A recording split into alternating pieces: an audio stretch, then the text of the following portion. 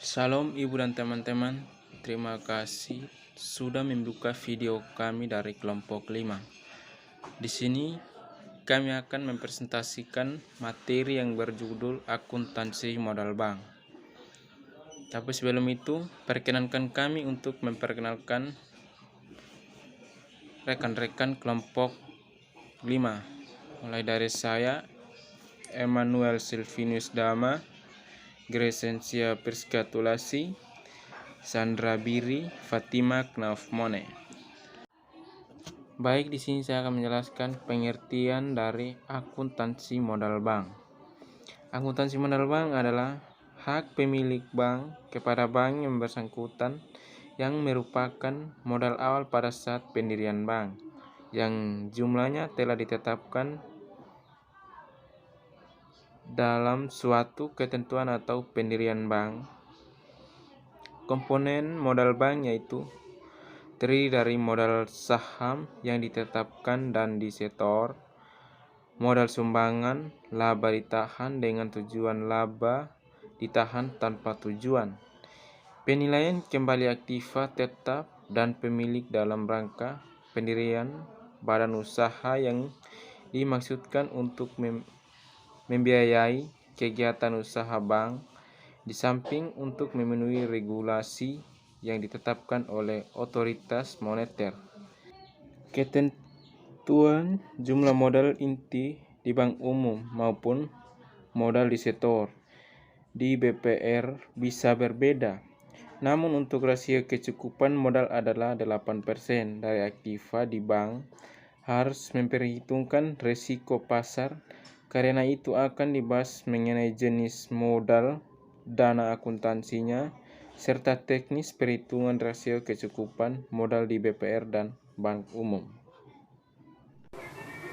Materi kedua, klasifikasi modal bank. Klasifikasi modal bank itu terdiri dari 3 modal, yaitu yang pertama modal inti. Modal ini terdiri dari modal disetor, modal sumbangan, cadangan-cadangan yang dibentuk dari laba setelah pajak, dan laba diperoleh setelah perhitungan pajak. Modal inti merupakan modal yang disetor para pemilik bank dan modal yang berasal dari cadangan yang dibentuk ditambah dengan laba yang ditahan. Porsi terbesar modal inti terletak pada modal saham yang disetor, sedangkan selebihnya sangat tergantung laba yang diperoleh dan kebijakan rapat umum pemegang saham. Modal yang kedua yaitu modal pelengkap. Modal pelengkap terdiri atas cadangan-cadangan yang dibentuk tidak berasal dari laba, modal pinjaman serta pinjaman. Modal yang kedua yaitu modal pelengkap. Modal pelengkap terdiri atas cadangan-cadangan yang dibentuk tidak berasal dari laba, modal pinjaman serta pinjaman subordinasi. Cadangan-cadangan tersebut yaitu yang pertama cadangan revaluasi aktiva tetap, yaitu cadangan yang dibentuk dari selisih penilaian kembali aktiva tetap yang telah mendapat persetujuan dari Direktorat Jenderal Pajak.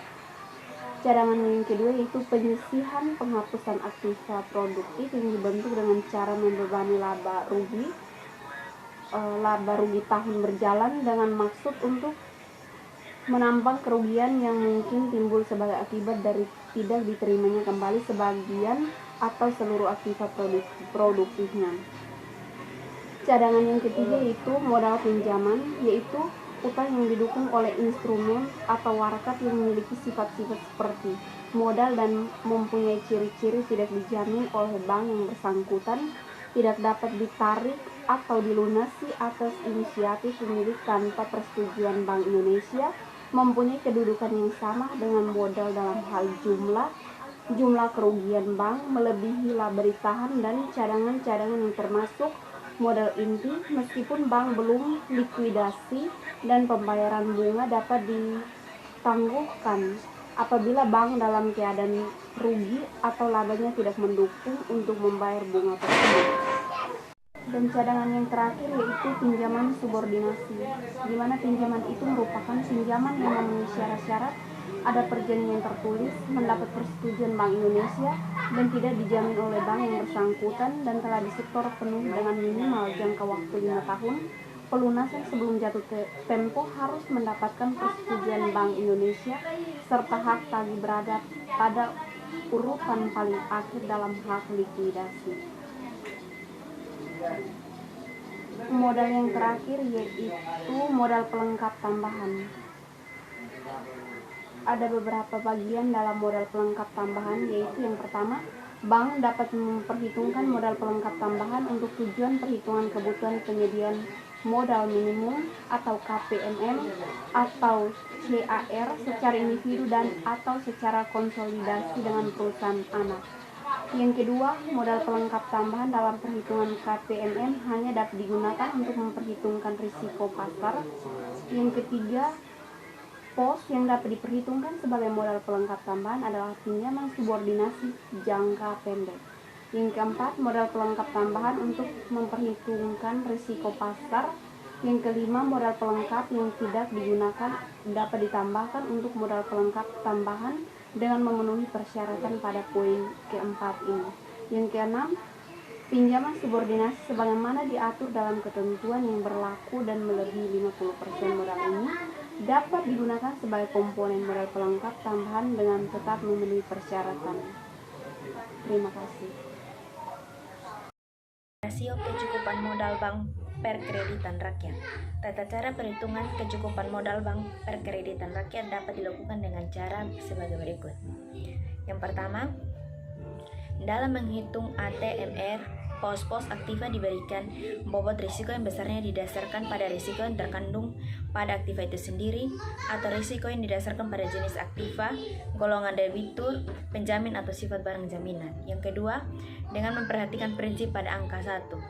Yang ketiga, aktiva produktif dengan kualitas kurang lancar diragukan atau macet dalam perhitungan ATMR dinilai sebesar nilai buku, yaitu setelah dikurangi dengan penyisihan penghapusan aktiva produktif atau PPAP khusus dari aktiva produktif dengan kualitas kurang lancar. Penilaian kualitas aktiva produktif atau KAP dan PPAP mengacu pada ketentuan Bank Indonesia yang berlaku mengenai KAP dan PPAP BPR. Terima kasih. Yang berikut tata cara perhitungan kebutuhan modal minimum. Perhitungan kebutuhan modal minimum Bank Perkreditan Rakyat dilakukan dengan cara sebagai berikut.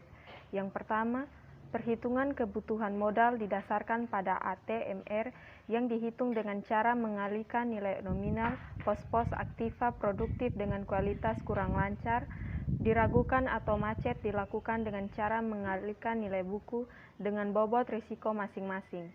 Dalam hal ini, ATMR mengacu pada SE nomor 8/28/DPBI 2006 dan untuk kualitas aktiva produktif mengacu pada PBI nomor 8/19/PBI 2006. Yang kedua, menjumlahkan ATMR dari masing-masing pos aktiva. Yang ketiga, menjumlahkan modal inti dan modal pelengkap untuk mengetahui jumlah modal BPR. Yang keempat, menghitung modal minimum dengan cara mengalihkan jumlah ATMR dengan 8%. Yang kelima, menghitung kekurangan modal dengan cara membandingkan jumlah modal minimum pada angka 4 dengan jumlah modal pada angka 3. Dan yang terakhir, menghitung KPMM dengan cara membandingkan jumlah modal BPR pada angka 3 dengan ATMR pada angka 2.